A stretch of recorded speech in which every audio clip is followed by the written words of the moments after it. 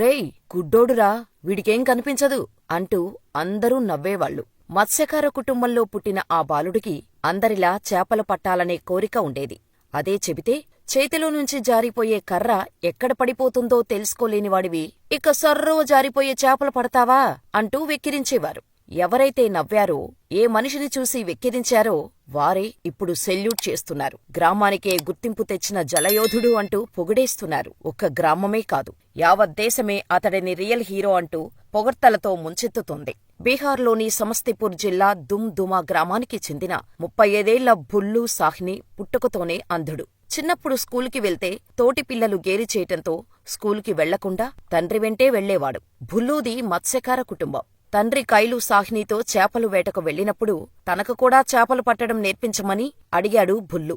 వెంటనే పక్కనే ఉన్నవారంతా నవ్వి, నీవల్ల కాదు, బోటుపై షికారు చేసి ఇంటికి వెళ్ళిపో అని సలహా ఇచ్చారు. కాని కొడుకు మీద నమ్మకంతో కైలు సాహ్ని చిన్నప్పటినుంచే భుల్లూకు చేపలు పట్టడం నేర్పించాడు. అలాగే ఈత ఎలా కొట్టాలో కూడా నేర్పించాడు.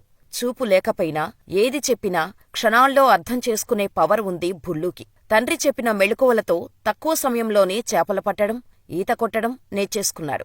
ఎంతలా నేర్చుకున్నాడంటే భుల్లూ నీటిలోకి దిగాడంటే చేప మాదిరిగానే ఈత కొడుతూ నదిలో, చెరువుల్లో ఎంత దూరమైనా క్షణాల్లో దూసుకెళ్లిపోతాడు. ప్రస్తుతం భుల్లూ చేపలు పడుతూనే తన కుటుంబాన్ని పోషిస్తున్నాడు. అలాగే ఊళ్ళో చిన్న చిన్న పనులు కూడా చేస్తున్నాడు. అయితే గత 5 ఏళ్లలోనే నీటిలో మునిగిపోతున్న 13 మందిని కాపాడి రికార్డు క్రియేట్ చేశాడు.